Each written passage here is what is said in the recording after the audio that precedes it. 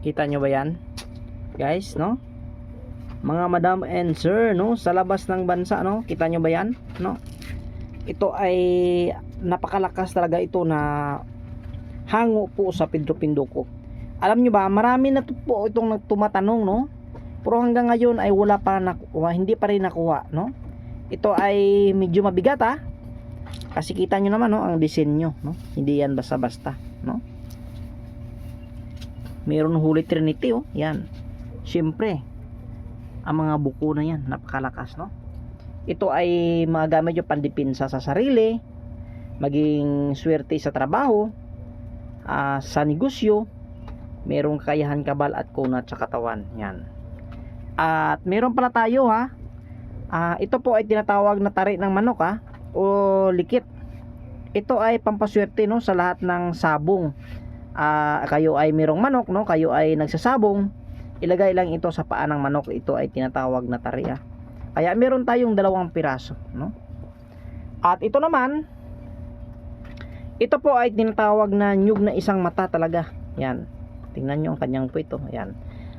Ito ay kung meron kang malaking negosyo, ito ilagay mo sa iyong tindahan. Ito talaga ay panghatak talaga ng swerte, no? Kasi alam nyo ba, ang nyug na isang mata ay once in a million, no?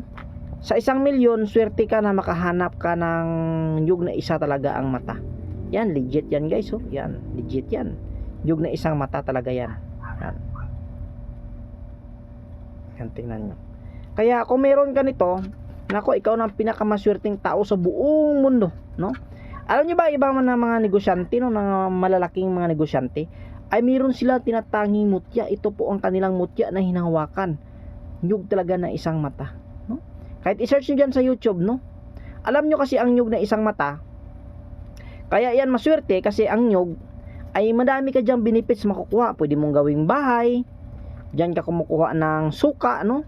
Ng lambanog, tuba, walis tingting nandyan. Grabe, ha? Buko nandyan, gata ng nyug nandyan, no? Kaya maswerte sa at malakas at maganda kasi nga sa lahat ng prutas siya ay mataas. Kaya yan tinatawag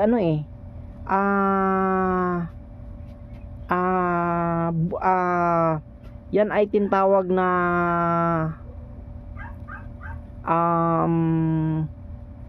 bunga ng buhay, no? Ano tawag yun? Nakalimutan ko, no?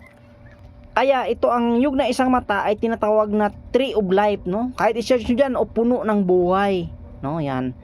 Ang nyug talaga, sa lahat ng prutas, ang nyug talaga, no? Ang tree of life, no? Alam nyo ba yung dextrose natin? Sa sa tubig ng nyug kinukuha yan kasi malinis.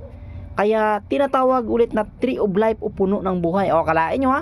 Kaya kung meron kayong nyug na isang mata, nako, maliit, ito inyong na isang mata at Holy Trinity pa, napakaswerte nyo na, no? Napakaswerte nyo na talaga, no? Kaya ito ay bibitawan ko, no? Sakaling mayroong kukuha nito. Alam nyo, ito ay mahal ito sa totoo, kasi nga mahirap talaga hanapin itong nyug na ito. Ito ay matagal ko ng alaga, no? Ito ay matagal ko na ding dito sa akin, no?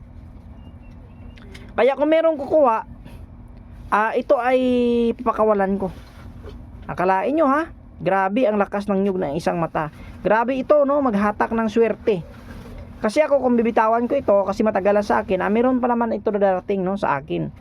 Kaya sino magkagarusto nito, no? The tree of life, no? Puno ng buhay. Grabe ka swerte. No, at ulit, no, sa nag-share ng ating video at nag-like, alam ko naman lahat po kung sino talaga ang sumishare dyan.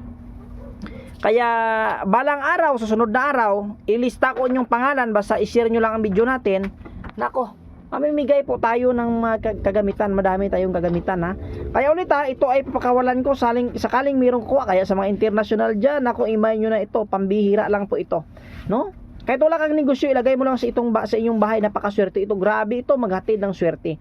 At ulit, no, ito ay wala pang nagmamayari sa Kursunada at saka sa interesado.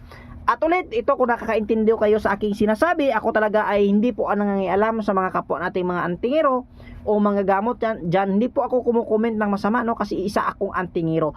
At ulit, hindi po ako nagsasawa na sabihin na respeto po talaga ulit sa kapwa ating mga antingiros. Mga antingiras, mapagpalang araw ulit po sa ating lahat.